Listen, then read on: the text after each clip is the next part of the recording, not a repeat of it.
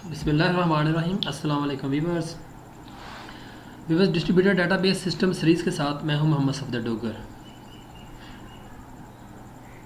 Viewers, आज की video के अंदर हम देखेंगे what is database fragmentation, database fragmentation क्या होती है, और उसके बाद देखेंगे advantages and disadvantages of fragmentation.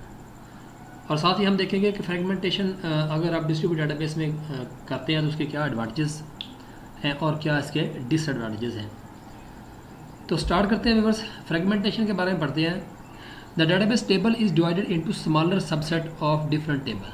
Viewers, अगर आप डाटाबेस के टेबल्स को डिवाइड करते हैं स्मॉलर सबसेट्स के अंदर तो हम उसे क्या कहते हैं, एक फ्रेगमेंटेशन होगी या उसका एक पार्ट हो जाएगा। These divided subsets are called fragment of table. उन डिवाइडेड सबसेट्स को हम किसी भी टेबल का फ्रेगमेंट कहते हैं। The table can be divided into three types: vertical fragmentation, horizontal fragmentation and mixed fragmentation. Viewers, अगर आप किसी टेबल को वर्टिकली यानी कि उसको ऐसे डिवाइड करते हैं कि उसके आधे कॉलम एक साइड एक टेबल में डालते हैं और आधे टेबल जो है कॉलम जो है ना दूसरे टेबल के अंदर डिवाइड करते हैं, तो उसे हम क्या कहते हैं, वर्टिकल फ्रेगमेंटेशन कहते हैं। तो वर्टिकल फ्रेगमेंटेशन व्यूअर्स हमेशा आपकी प्रोजेक्शन के लिहाज से होगी। आप किसी टेबल को प्रोजेक्ट करते हो, एक टेबल के अंदर कुछ कॉलम जो है ना सेलेक्ट कर लेते हो और दूसरे टेबल के अंदर कुछ कॉलम सेलेक्ट करते हो, उसके बाद किसी तीसरे कॉलम के अंदर कुछ सब्जेक्ट जो है ना आप कॉलम सेलेक्ट कर लेते हो, उसे हम वर्टिकल फ्रेगमेंटेशन करते हैं। तो इसके बारे में मैं पूरा एक वीडियो दूंगा आपको डिटेल के साथ। वर्टिकल फ्रेगमेंटेशन के बारे में पढ़ेंगे, वर्टिकल फ्रेगमेंटेशन क्या होती है, उसको कैसे हम करते हैं, इसकी मैं आपको एक एग्जाम्पल भी आगे करके दिखाऊँगा। उसके बाद है हॉरिजॉन्टल फ्रेगमेंटेशन। व्यूअर्स, अगर आप किसी भी टेबल को उसकी क्यूरी के लिहाज से फ्रेगमेंट करते हैं, जैसे आपके पास व्यूअर्स एक अकाउंट है बैंक का और उसके अंदर आप कहते हैं कि वो यूज़र या क्लाइंट या अकाउंट होल्डर जिनका बैंक बैलेंस जो है ना 1 करोड़ से ज़्यादा है तो वो एक टेबल के अंदर उसको डाल दें, और जिनका 1 करोड़ से कम है तो उनको दूसरे टेबल के अंदर डाल दें। तो ये हम हॉरिजॉन्टली फ्रेगमेंटेशन करते हैं, जिसको हम कहते हैं कि किसी कंडीशन की बेस पे आप उसको फ्रेगमेंट कर देते हैं।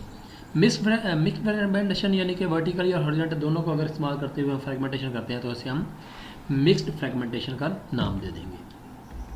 अगर दूसरे एडवांटेजेस का बात की जाए फ्रेगमेंटेशन की, तो यूजेस के बारे में पढ़ते हैं।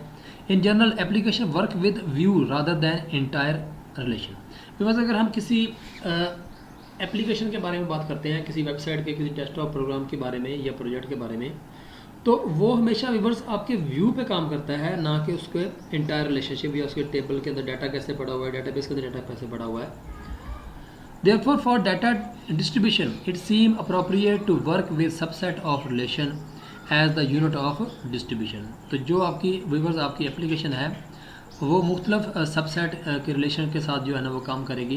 ये लाजमी नहीं है कि एक आपकी जो एप्लीकेशन है उसके अंदर किसी टेबल के सारे कॉलम जो है ना वो ऐड हो जाएं। तो वो हो सकता है कि उसमें से कुछ कॉलम उसमें ज़्यादा यूज़ हो रहे हैं, कुछ कॉलम उसमें यूज़ ही नहीं हो रहे। अब एक टेबल ऐसा है जिसके अंदर आपके पास 60 कॉलम है। अब एक एप्लीकेशन ऐसी है जो उसके 10 कॉलम को तो यूज़ कर रही है, बाकी कॉलम को यूज़ ही नहीं कर रही। इसी तरह 10 एप्लीकेशन ऐसी हैं जो उसके 5 कॉलम को यूज़ करती हैं, बाकी उसके 55 कॉलम को यूज़ नहीं करती। तो वहाँ पे व्यूअर्स आप उसको यूजेज के लिहाज से उसकी फ्रेगमेंटेशन जो कर लेंगे तो उसका आपको काफ़ी फ़ायदा होगा। एफिशिएंसी अगर देखा जाए, data is store close to where it is most frequently use. अब अगर आपने डिस्ट्रीब्यूशन करनी है एज ए फ्रेगमेंटेशन के लिहाज से, तो आप किसी साइट के ऊपर डाटा वही रखेंगे जो वहाँ पे मोस्ट फ्रीक्वेंटली जो है ना वो यूज़ होता है, तो इससे उसकी एफिशिएंसी जो है ना वो बढ़ जाती है।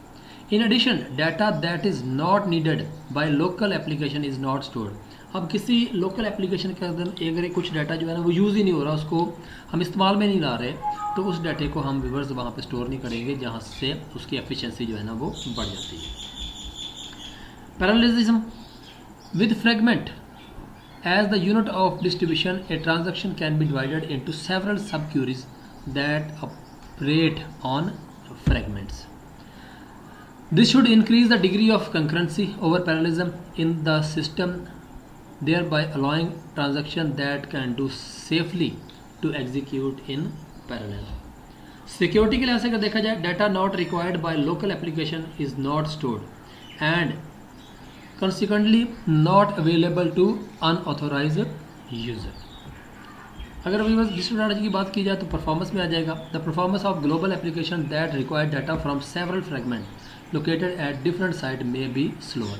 अब व्यूअर्स आपने कोई यानी कि एक ऐसी एप्लीकेशन इस्तेमाल कर रहे हैं जो ग्लोबली एप्लीकेशन जो है ना वो मुख्तलिफ साइट से डाटा या मुख्तलिफ फ्रेगमेंट से डाटा जो है ना वो ले रही है।